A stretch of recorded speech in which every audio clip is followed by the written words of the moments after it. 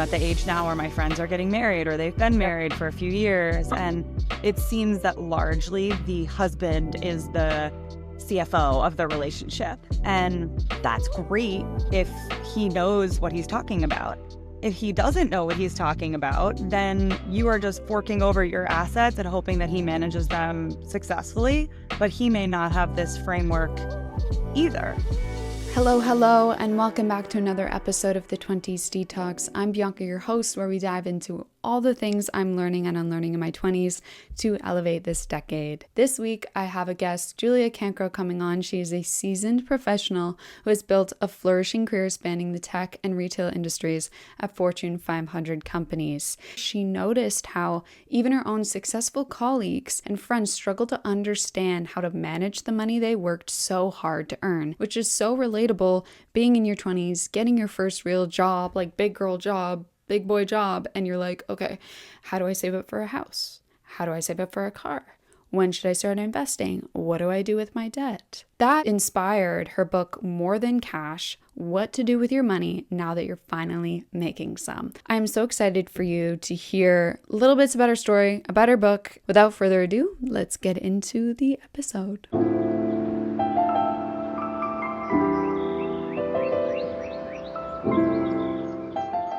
So right off the bat, I was like, this girl has been raised differently in the best way. And I love picking their brains with this because at 16, your birthday wish was to have that Starbucks share. And I'm like, I don't think I knew anybody that was talking about investing or was in any sort of knowledge within money, period, at that point. So I'm curious to know, what was it like growing up with your father that was very well versed in finance? That was his career. Great question. That whole concept of upbringing was sort of the impetus for the book in the first place. And it came about through a conversation that I had with a friend who was expressing interest in learning how to invest and sort of confusion about the landscape.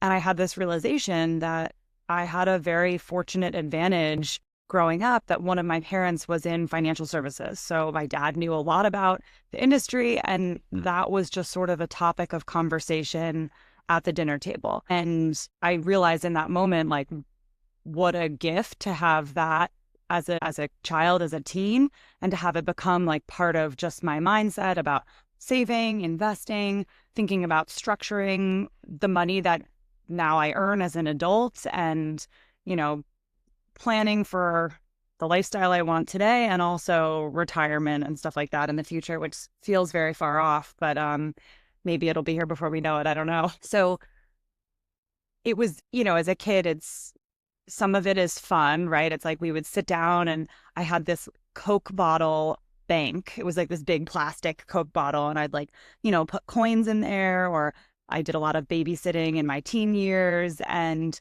it became, in my teen years, annoying that my dad was like, are you saving? Like, is it time to, your babysitting money, should you take it to the bank and put it in your savings account? And I was a teenager. I was like, no, I need cash to go to the movies. But it just became a part of, like intrinsic behavior of mine.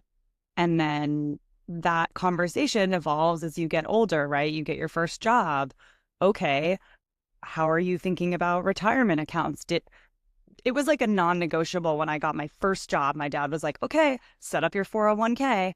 I didn't feel like my salary was big enough that I could save money for retirement, but he emphasized the importance of saving over time and compounding interest and compounding growth in the market. So that was sort of a roundabout way to answer your question. But the short answer is it became ingrained in my behavior as a kid. Not to the same extent, but similarly, I was raised the same, where money was very much an open conversation.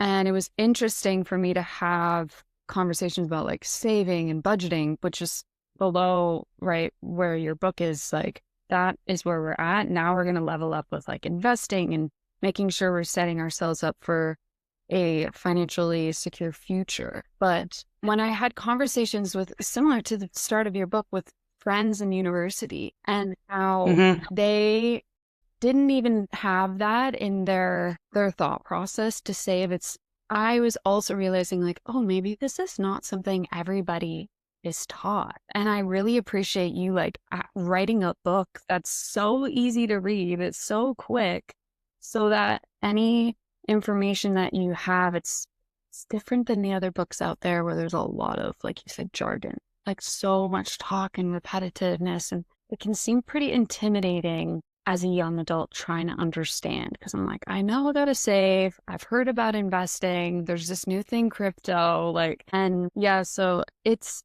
I just appreciate people in your position that are like, you know what? I'm going to help to teach others. Like demystify a little bit. It's not, and that's the angle of the book. Like I don't work in finance. I am not like a, financial guru who's coming to you with jargon and complexity. I am just like you, like a regular professional who had, in some ways an unfair advantage growing up where I just learned this. So why would I like gatekeep that information, just share it, give people a mental scaffolding of how they should think about different account types, saving, investing. What do the jargon words mean? There's a glossary in the back of the book, and the book should take less than 90 minutes to read, according to ChatGPT. I'm a slow reader. And you read it in one one night. And I was like, but it's also easy to digest, which I really appreciated because I've read other books. Like I tried reading Rich Dad Poor Dad. I would say for Canadians, like The Girls That Invest is a really good one because it also relates to any Canadian accounts as well. And I was just this morning, I was like, Dad, so our situations compared to US. And he was like, yeah, so there's this. And I have friends who don't have that privilege. So I'm glad that I can have other women share about it in general. And it's funny that you bring up, like women breaking barriers. And when I first published the book, people would come up to me and say, oh my gosh, it's so great that you wrote a book for women about finance. And I would say, why do you think it's for women? Like, because I'm a woman? Women can only learn from other women? Like, this is for everyone. There's nowhere in the book or on the cover that says it's for women. So I thought that was such an interesting assumption that people made, that it must be for women. And it does bring up like an interesting dichotomy, gender roles. And I'm at the age now where my friends are getting married or they've been married for a few years. And it seems that largely the husband is the CFO of the relationship. And that's great if he knows what he's talking about. If he doesn't know what he's talking about, then you are just forking over your assets and hoping that he manages them successfully. But he may not have this framework either. And he might just be like bumbling through it too. So I think it's really important that both parties at least have a foundational education. And maybe you get to the point where you decide you want to work with a financial advisor. Awesome. You will get more out of that relationship if you have a foundation of, the different account types that are out there, how to think about the stock market, investing in index funds versus individual stocks. Maybe your company has an employee stock purchase program. All of the resources that I have found for people who are in that stage of financial planning, meaning you've mastered budgeting and savings, and now you're starting to accumulate some savings, and you're wondering, what do I do with it now? For that audience is mostly served by blog posts, which are great. Like I love Investopedia, NerdWallet, like really, there are so many great resources that I still learn from today.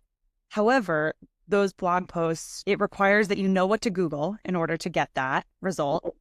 And also the post is about one specific vehicle or thought process. It doesn't necessarily help you think about it in conjunction with other account types. So that was the challenge that I aimed to solve with the book, that you have like a little bit of an intro to all these different concepts, but then it wraps it up at the end of like, how should I really think about them all together? And when do I start using which account type and for what? Yeah, so you mentioned 5 different main accounts that we should all consider. Yeah, for sure. So there's your day-to-day checking and savings. This is probably what you're paying your rent out of, or should be where you pay your rent, where you buy groceries. And I'll put a little caveat there that I'm not suggesting using a debit card. Use a credit card, get the points. However, If you're new to budgeting, I would suggest starting with a debit card so you learn what it feels like, but the money is actually gone when you spend it. And so that teaches you how to not overspend. It's really easy in your early years of career to get over your skis with credit card debt because you're like, that's free money. So if you're still learning how to budget, like maybe consider a debit card to force the habit of not overspending. There's the other side of using a credit card to build up your credit score and get points. And there's also like the fraud component that the money is not gone out of your account. However, usually your bank will refund you if there was fraud. I had it on a debit card once and I got refunded. Anyways, so regular checkings and savings account is kind of like your day to day. And the book talks about like how much money you should try to keep in there to cover. Maybe it's 3 months worth of expenses. Maybe it's 6 months, depending on your comfort level or how expensive your regular life is, what your income is. So that's one. The second is a high yield savings account. This is where I would recommend you put like your rainy day fund. It's cash that you want to have on hand, like cash is king, the most liquid. The reason for a high yield savings account is because you get a higher interest rate. It is a savings account that just pays you more to have your money sitting in there. It's free money. The reason why a high yield savings account can afford to pay you a higher interest rate, meaning the money that you get paid from the bank just for keeping your money with them, high yield savings accounts can afford to give you a higher rate than a regular bank because typically they're only online. So they don't have the overhead of a bank location, paying tellers, like physical security, things like that a regular bank has. So that's the second one, high yield savings. And I'm listing these kind of in order of priority-ish, a 401k or retirement account. What are the retirement accounts in Canada called? It's an RSP, or we have our tax-free savings account. And that's what I was asking this morning with my dad, because I realized there's that the Roth 401k and then the traditional, which in our conversion would be more, the traditional would be the RSP because it's pre-tax. And then the tax-free savings account is you put it in after you've paid your taxes. Your RSP can contribute a significant more amount of money than our tax-free savings account. So the tax-free saving account sounds more like the American version of an IRA, independent retirement account or individual retirement account. And then the traditional RSP sounds more like a 401k where the limits are much higher. So when you're thinking about your RSP, tax-free savings, 401k, IRA, any of these, in Canada, do you have the ability to invest the money that is in those accounts? Yes. Okay. So that's an important thing for people to be aware of, where sometimes people think, oh, I'm contributing to my 401k or to my RSP, but you have to go invest that money. You have to go log into the account and select from a variety of different options. Often there is something called a target date fund, which basically just says, I plan to retire in the year 2055, and then the bank takes care of the investment mix for you. If you're not comfortable with like selecting your own investments, I would recommend you go with something like that. And also I should caveat, I'm not a financial advisor. This is just, so this is not considered financial advice. Worth exploring just the target date fund because that makes it very easy for you.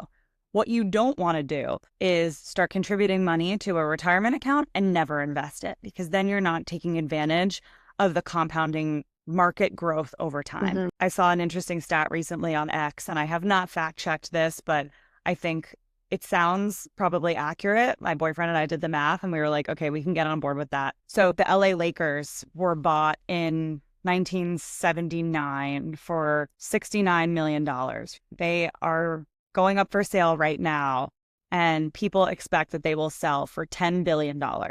Roughly 45 years, from 69 million to 10 billion. The tweet said, or the X post said, that is less of a return than if you had invested the same amount of money in the S&P 500. Wow. Just an index fund that like roughly mirrors the American economy, like right. Roughly. And if you had invested in the $69 million in the S&P, you would have $13 billion today. So that's like roughly a 12% annual growth rate. So the point is, in thinking about your 401k, if you're starting your career, you may have 40 years of working, 50 years of working. Who knows, based on your earnings, savings, type of retirement you want. You have a long time is the point to capture that growth. If you're invested, the money is doing the work for you. The market is doing the work for you. So if you think about all of that time, my dad always said to me when I was younger, time is your best friend as an investor. Time is your best friend. And it really is, because you have that much time to reap the rewards of market growth. Will the market absolutely go up? No, no one can say.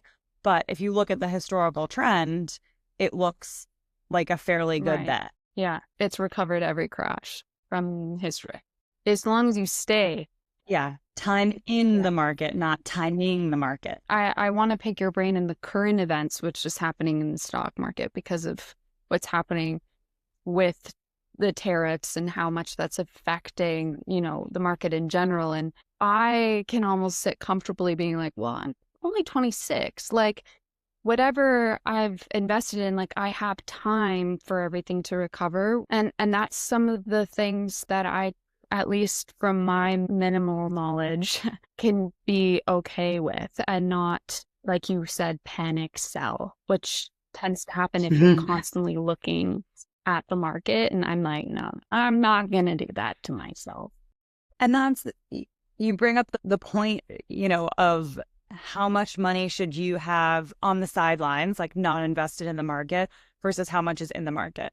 And that is a very personal decision based on your own risk tolerance and how much cushion you want to have. How much cushion does it take of cash for you to be able to say, I'm not going to look at my brokerage account? So 401k, kind of RSP, kind of forget, like you're not trading in that account. You kind of set it and forget it, especially if you select a target date fund. The bank is taking care of moving out of riskier assets as you get older so that you have less exposure, the close exposure, meaning exposure to the volatility of the market as you near that retirement date, which is a smart strategy, because what you don't want is to need the money today and you're in a market dip and then you have to sell and you lose out on, the recovery of the market. So that target date fund is structured in such a way intentionally, and that's great. But then the decision in your regular brokerage account, and we actually didn't finish the answer of the 5 different accounts after your 401k or retirement savings. I talk about in the book your brokerage account. Brokerage just means a place where you're going to trade stocks or bonds or index funds. That could be managed by you. You could have a financial advisor that helps with that. It's called a brokerage fund because typically in the old days, you had a stock broker, like a person who had to go place the trade for you. And now the bank itself, that your financial institution that you open your account with, they are the broker. And so, how much money do you invest versus how much do you have on the sidelines, like cash? That is all based on your own risk tolerance. You don't want to go look at your brokerage account every single day, because that could make your stomach sick of especially right now, the market has been very volatile during the recent American presidential administration, tariffs, trade war, Middle East uncertainty, no one knows what's going to happen. So the market is up and down. If you know yourself and you can't stomach those ups and downs, you might decide to keep more cash in your high yield savings account or your day-to-day account to keep yourself from going and checking. And the reason why I say that is back to your point earlier of time in the market, not timing the market. If you look over the last 30 years of market growth, right, there were peaks and valleys, right? There were a series of financial crises. If you pulled your money out on certain days trying to time the market, it's up today, I think it's going to go down tomorrow, so I'm going to sell right now, and then tomorrow I'll buy again when it's lower and I'll make the difference. Good for me. Nobody really knows what's going to happen. Even the best analysts, 80% of them don't beat the market when you think about investing returns year over year. So if you were to do that exercise of try to time the market, and if you got it wrong and you missed the 10 best days of the market, your returns versus if you had just left your money in the market would be cut in half. That's a lot to lose out on because you tried to outsmart the market. Then if you missed the best 30 days, you would almost cut your returns by 85%.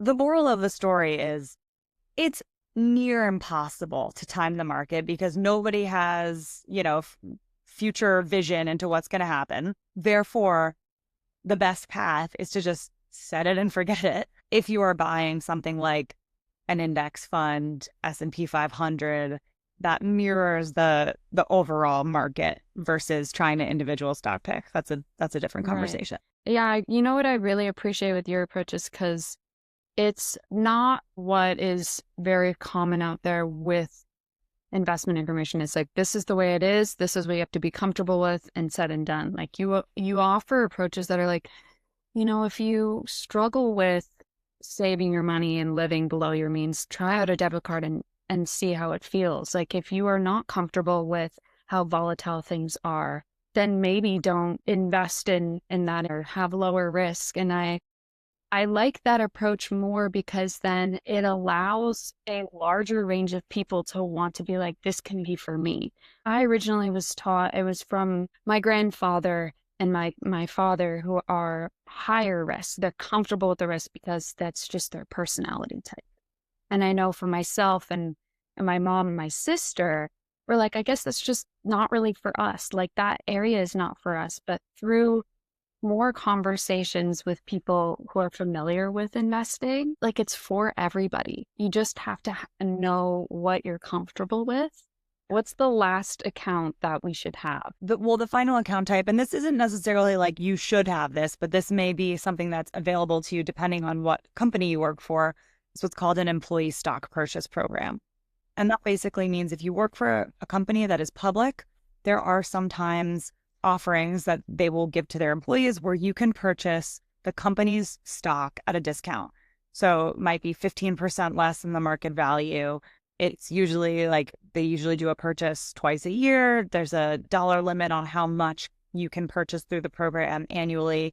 And I mentioned that in the book just as like a final consideration for people who are in that stage where their careers are taking off, they're starting to think about how to structure their money and their investments. That is another option. And the reason that it's relevant is because a lot of people will talk about what percent of your overall portfolio should one individual stock be? And there are varying schools of thought. I think the average says no more than about 10% of your overall portfolio should sit with one company.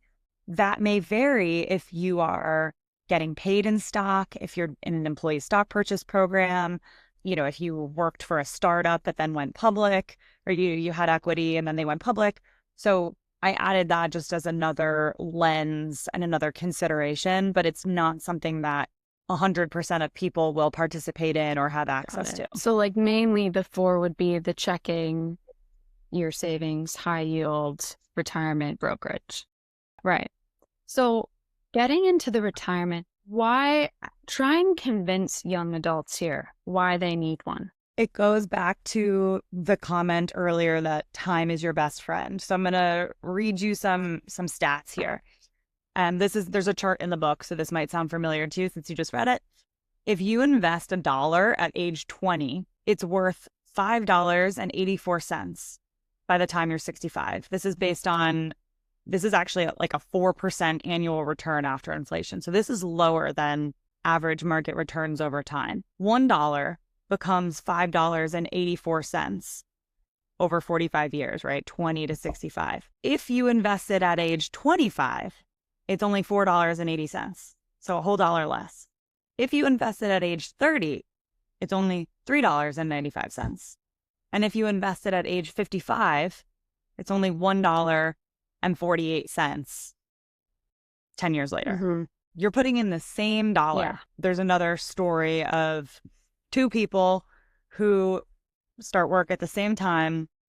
One of them invests $2,000 a year for 10 years and then nothing else for 30 more years, right? So he's invested $20,000 over the course of 40 years, nothing else. Then the second person does nothing for the first 10 years and then invests $2,000 a year for the subsequent 30 years. So 20,000 versus 60,000. And when they meet 40 years later, the one who did the $2,000 for 10 years has more money, applying average market returns. And the longer you have, the more it compounds. And that's free money, right? Essentially. It means you have to do less work to accumulate the same amount of savings. Think about how much work it is to save $60,000 to invest versus $20,000. Theoretically, it's 3 times harder. Exactly.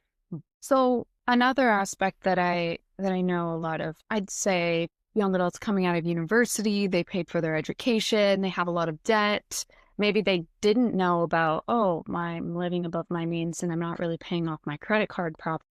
So they have a lot of this debt accumulated. I'm curious to know how they should approach that if they want to invest. So the commentary around interest rates when it comes to savings is also applicable to debt, right? So there is interest on your debt. That means you are going to have to pay the bank back more. And credit card debt tends to be some of the most expensive debt to carry, which is why I go back to the debit card comment of, and look, it's not always possible to use a debit card, right? When you're starting off, maybe you graduate from university and you move into an apartment and you need furniture. And that's, a few $1,000s right there. And you might not have that saved up, right? So understand, credit cards for sure serve a purpose, but the like broad sweeping recommendation is to pay off the most expensive debt first. Credit card debt is such a burden and they will ding you over and over again on that interest rate. And you will just end up paying that much more than you actually spent back to the bank. I had just last week a conversation with one of my best friends, and we have this online bank. It's called EQ Bank, where it's very easy to access and you can put your money in. And I've been doing that for a high yield savings account. I'm like, just put a little bit a month, like every month, put it in there because you're not making any money sitting in that normal checkings account. But then I asked her, wait, do you have any like debt from university or credit card debt? She's like, yeah, I do. Because if your interest is higher than what you'd be making on savings, like you're still negative, like net negative. Yeah, you're netting negative. Yeah, the credit card debt should be paid off. And we get a whole other conversation around why there's credit card debt. Sometimes there are legitimate reasons to have it. And sometimes it's a matter of living beyond your means and wanting to live a certain lifestyle at a certain time. I think if that is the case, if that's the reason why you're carrying heavy credit card debt, maybe it's time to look in the mirror and have a conversation with yourself around like why you feel the need to live outside of your means. There's a lot of social pressure, Instagram, TikTok, wanting to live a certain life. I've told this story on another podcast before, but it has always stuck with me. When I was in my probably like mid 20s, we didn't have TikTok. I sound like ancient saying that. Instagram and like influencers were kind of a new concept. And I didn't even have Instagram in college, maybe like my senior year. So 2 of my best friends who were my roommates at the time, they went to high school with a girl who was one of the like first big influencers. And she posted a picture from Bali on the beach and it like looked so dreamy. And they told me the backstory of what had actually just gone on before that was she got mugged. She lost her credit card, her wallet, her passport. All she had was her phone. She called her family. She didn't have a good relationship with her family and her sister, and no one was willing to help her. And so we're only seeing like she has this perfect life on the beach, but behind the scenes, it's not really like that. So when you're trying to keep up with the Jones on social media, like you're keeping up with something that's not real. And if you're spending all of your money to this point that you're in excessive credit card debt, trying to keep up with it, like you're chasing a false dream. Time to put that aside and think about like your real dream of financial freedom, being able to do what you want, when you want, and being in credit card debt is not that. Yeah. Student debt and, mortgage debt, car debt, that's different. And sometimes you have credit card debt for like unexpected health issues, at least in the US, expensive healthcare. Yes. But I would wager that most of the young people who are in credit card debt, it is from something else other than those reasonable things to have debt from. Of course. But you're not wrong where the temptation is there to be like, oh, maybe I need to get that, or maybe I should have that. And it's tough. But it's just tough for anybody now online, and the comparison. And I, I go for these weekly walks with one of my friends who lives nearby, and he's like, it's just like really tough coming out of university and seeing everybody with such successful careers. And in my head, I was thinking like surface levels seem really successful, but they might be struggling behind where we don't know. Like I know some people, my friends who have very high paying jobs, but are not able to maintain their money. Like they just spend it all. Mhm. And you're totally right with just remembering that a lot of what's shared online is not the whole truth. For sure. One of my favorite books about money is called The Psychology of Money by Morgan Housel. And it's a great read. I was a psychology major. And so I love like the concept that going down the rabbit hole of like why people do things, what their behaviors are rooted in. It's a great book. It's a very easy read. It's not jargony. It's not over your head. And he talks about a lot about how money is personal. And there are two things that are very relevant to what you just said. The book opens with a story about a janitor versus a hedge fund manager. Janitor who was also a part-time gas station attendant, saved, invested. When he died, he left his children $8 million over a lifetime of saving and investing, living below his means, like modest income as a janitor and a gas station attendant. Wow. Compared to a hedge fund manager who was making millions of dollars per year and living this like outrageous lifestyle and went broke. And so it's not always about the income. You see people living these outrageous lives and you think, wow, they must be doing so well. You don't know what their bank account looks like. Like the hedge fund manager, they may be spending every last dollar to keep up that appearance of doing very well. And then towards the end of the book, there was a quote that stuck with me, and it said, savings is the gap between your ego and your income. Mm. So if your income is here and your ego is here, this is your debt. And if your income is here and your ego is here, this is your savings. Wow, that's a really cool way of putting it. I thought so too. And it was a good reminder that, your relationship with money should be between you, yourself, and maybe your spouse or partner or something, not social media and, the thing that someone else bought that you feel like you have to have. And he talks about the reason why it's so personal. Everyone is saving for something different, or everyone is aspiring to something different.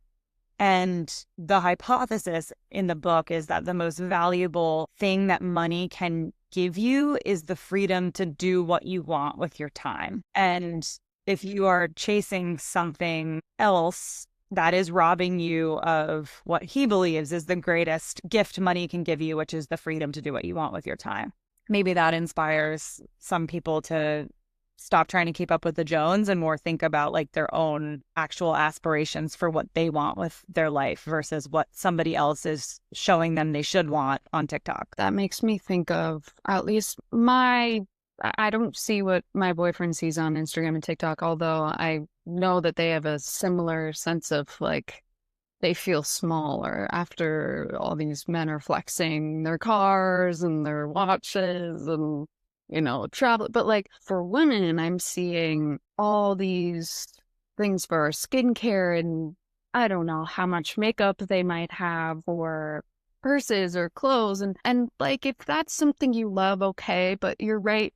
If it's to keep up with something to feel better about yourself, that's something to look a little bit deeper with, because I have been in recent years since the pandemic hit being like, you know what, I think I need to slow down. I mean, I'm forced to slow down. Everybody on this planet is, but just being more minimal and being comfortable with it. And because of that, I actually made a whole challenge for myself to not buy something new for an entire year. I did. Did you successfully do that? I've read articles I did about it for this. a whole year. I just only, if I wanted to buy another pair of clothing, I thrifted it. To be honest, really looked at all my skincare. I'm like, I'm good. I don't need more. I have enough makeup. I don't need more. I I'll go no I always makeup. think that. And I became more comfortable not spending on things. And I realized what I really enjoyed was experiences. So like I could save this money. I wasn't making as much money as some of my friends who were already in these corporate jobs. I help my family business and I do things on the side. And of course, in the last few years, there's been challenges. I could still have that money saved because what I wanted to do was like go camping with my friends or do this quick trip with my friends, and I felt comfortable with it. And I do find a lot more peace not being in that trap. It's Yeah, not easy. it's a smart way to like break the cycle, right? Of just draw the line and say you're not going to do it. That takes a lot of discipline. I don't know that I could buy nothing new for a Yeah. year. New York could be Yeah. different. I live more in the countryside. There's not really that, like, it's not overly glamorous here. Like, It's hard here, but you know, you have to make, I remember my early years living in New York. Like I moved here when I was 22. I wasn't making a lot of money and it's an expensive place to live. I remember the first time I went to the grocery store, I cried because I was like, I'm never going to be able to afford to live here and save money. And that was 13 years ago. And like, there wasn't, inflation is higher now. Prices have gone up. It's even more expensive now. So that was a big piece of like figuring out savings early on, was because I knew what I didn't like was being stressed about money. And the only way that I could figure out how to alleviate that stress was to save money. And so that was sort of the beginning of, you know, figuring it out. And it was hard. My roommate, I had two roommates at the time. We joke that like we would sit at the kitchen table and eat like cereal for dinner because it was $3 a box and that was what we were going to do. So, you know, it is pretty nuts with that. And I also think, although your book is not for women, and I want to just kind of talk about that before we finish this off, because I was reading it. I'm like, oh my gosh, I have to send this to my friends. But then my thought was, are my guy friends going to think this is not for them? And it's yeah. unfortunate for me to think that because, to be honest, some of the best finance books that I've read have been written by women. Yeah, I'm just curious, other than maybe people assuming that it's for women, how has your experience been talking about this subject as a woman in such a male-dominated field? Yeah, I have done some speaking engagements, like corporate speaking engagements, and I usually get invited by the Women's Network. And I think that's great that it's the Women's Network that is like activating this and identifying, you know, the need to have someone come talk about finance. And I think women are a lot more, in my like anecdotal experience with this book, women are a lot more willing to admit that they don't know and want to learn. Whereas I had someone at work who was, you know, a young man read the book and he was like, yeah, I probably knew like 90% of what was in the book. And then he repeated back to me some of the concepts and he was just ever so slightly wrong about some of them. And, you know, there's not a lot of like room for margin of error in investing. So I'm like, wow, if you're off on that concept, like that's kind of a big deal. But I do think on the other hand, I have noticed, again, this is all like anecdotal, men talk about investing a lot more than women just socially. They talk about their incomes more. They talk about what stocks they like. They talk about startups that they're keeping their eye on that might go public, you know, so women don't talk about it in the same way. And I don't know if it's because they don't feel as comfortable. There's not as much interest. It's just societally like not something women get served on social media. I don't know. I think back to my grandparents' generation where the women didn't work. So they were never in that role of understanding their finances, and that trickles down the generations. I've shocked some of my guy friends, and I remember having a full-on conversation about investing and, you know, the state of the stock market right now, or even talks about like crypto. And one of my friends was like, wow, I didn't know you knew anything about this. And the other one was like, I'm feeling intimidated. And I'm like, why? What's going on here? Just because I'm a Yeah. girl doesn't mean that, like, this is something none of us are born with knowledge. This is something we learn. I'm loving that you're breaking that norm. It's like the whole, like, she breaks barriers. Like, this is one of the top where I'm like, we need to start we're working women. We need to know how to manage the money. Yeah, you work really hard for your money. Like, so your money should go to work for you too. There are some people who find that their jobs are very fulfilling and they show up every day because it fills their well. I think for most people, they go to work because they earn a paycheck and that supports their lifestyle and their family. And so if that's the mentality, right, you're going to work to earn money, why are you not then being smart with that money once you're accumulating it? It doesn't make sense when you think about the amount of time in our lives we spend going to work to earn money. There are so many great female influencers finfluencers in the financial space. Like, I love Mrs. Dow Jones. I love Your Rich BFF. There's new on the scene in the US is Female Invest. They're pretty big in Europe, and it's a platform for women to learn about its financial education platform subscription. There are so many good ones out there. I'll put that in the description for sure. Alongside your book, which I really would recommend people to read, is, I'd say for Canadians, the only difference is that the retirement account, but we briefly touched on the differences of like a tax-free savings account and an RSP. And regardless, to be honest, it's a really important thing to know about and how taxes play into it. Yeah, I'm so glad that we had this conversation today. Like, every time I have a conversation about money, I'm like, this makes me excited. Education is power, right? Yeah, that's really the goal, right? Is that people are educated and therefore comfortable and pursue further education on the topic. Like, the book is not an exhaustive resource.